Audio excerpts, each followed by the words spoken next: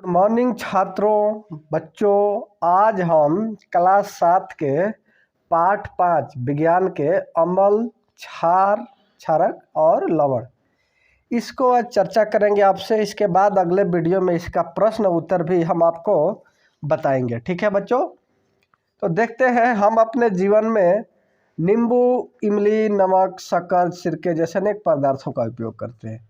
क्या इन सब का स्वाद एक समान होता है? नहीं होता, आपको भी पता होगा। आइए देखिए, ये इधर कुछ पदार्थ है। नींबू का रस कैसा होता है?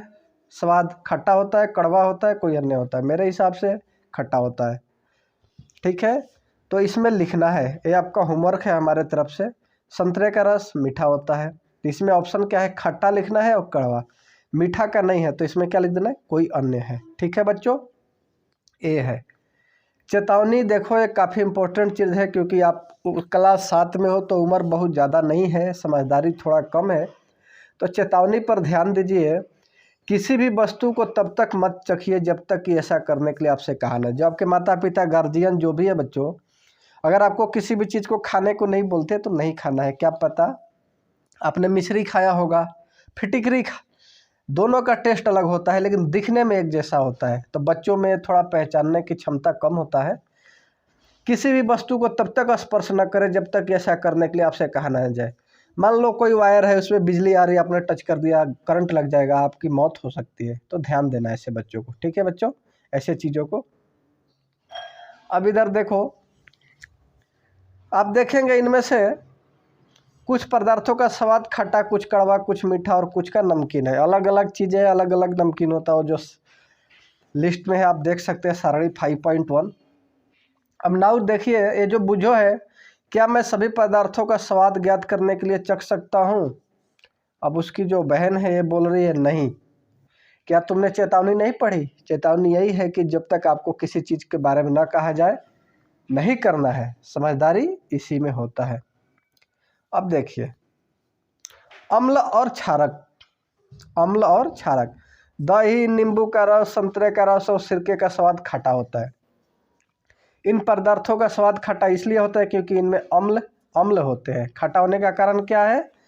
अम्ल होता है, एसिड होता है। ऐसे पदार्थों को रासायनिक प्रकृति अम्लीय होती है। एसिड शब्द की उत्पत्ति लैटिन शब्द एसियर से हुई, जिसका अर्थ है खट्टा।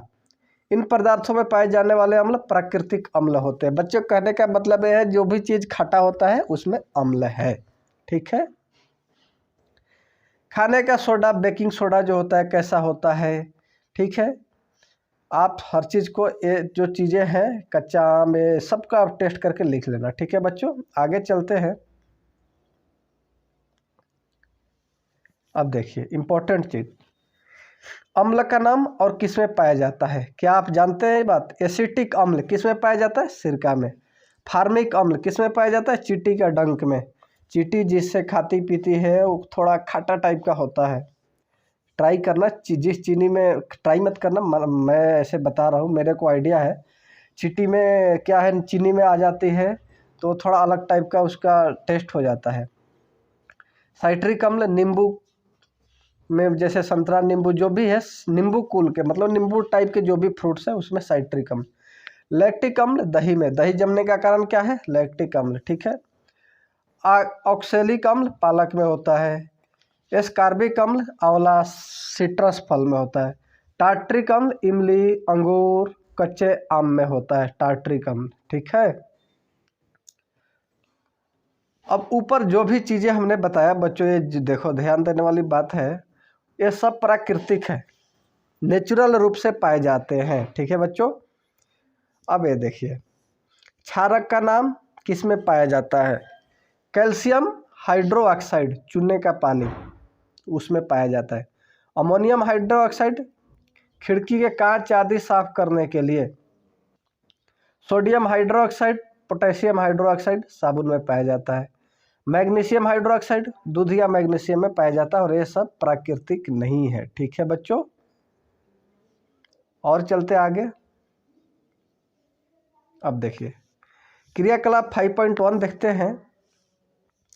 प्लास्टिक के किसी प्याले में या कटोरे में परख नली कोई भी एक ले लो प्लास्टिक का बर्तन, नींबू का रस लेकर उसमें थोड़ा पानी मिलाइए, नींबू का रस लीजिए उसमें थोड़ा पानी मिलाइए। ड्रॉपर की सहायता से उपयुक्त विलयन की एक बूंद को लाल लिटमस पत्र पर डालिए।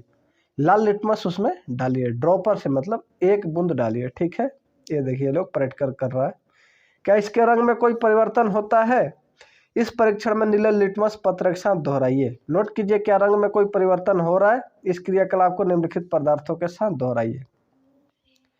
ये देखिए, नलके का पानी, डिटर्जेंट, वातीय पेय पदार्थ, साबुन, विलयन, सबके साथ आपको प्रैक्टिकल करना है जैसे जैसे बताया गया। ठीक है बच्चों, आप पढ़ते वक्त एक क्रियाकलाप और आपको बताता हूँ। हल्दी का पाउडर लीजिए, उसमें थोड़ा सा जल मिला के इसका पेस्ट बनाइए। हल्दी का पाउडर लीजिए, उसमें थोड़ा जल मिलाइए और उसको थोड़ा मिला दीजिए, ज़्यादा नहीं, पेस्ट बनाना है, लिक्विड नहीं। स्याही स्वच्छता या फिल्टर पत्र, हल्दी का पेस्ट लगा हल्दी पत्र बनाइए, उसे सुखा लीजिए। हल्दी पत्र की पतली पतली पत्तियाँ काट लीजिए। हल्दी का जो पत्ता है, पत्ती पर एक बूंद साबुन का विलयन डालिए, साबुन का मिश्रण डालिए उसमें। इस सारे में दिए गए विलयन को परीक्षण कीजिए और अपने परीक्षणों की सारणी 5.3 में नोट कीजिए। क्या इन पदार्थों को विलयन से परीक्षण कर सकते हैं? ये देखिए, हल्दी का जो आपने मिश्रण बनाया उसमें नींबू का रस मिलाने के बाद आप क्या देखते हैं, संतरे के रस में, सबके साथ देखिए उसको। ठीक है बच्चों, अब आगे चलते हैं। ये सारे प्रैक्टिकल है।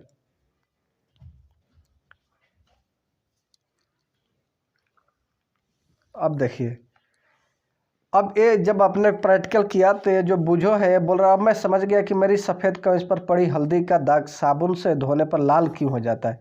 ऐसा इसलिए होता है क्योंकि साबुन में विलयन क्षारकीय होता है। अगर आपके सफ़ेद शर्ट पे हल्दी लगा है और साबुन से धोए तो लाल हो जाता है। क्यों होता है?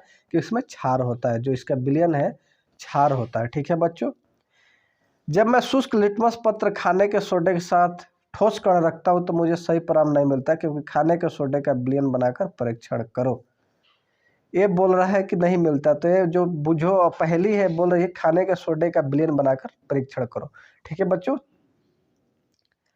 अब ये देखिए, अम्ल सूचक और क्षारक दिखाया गया है इसमें।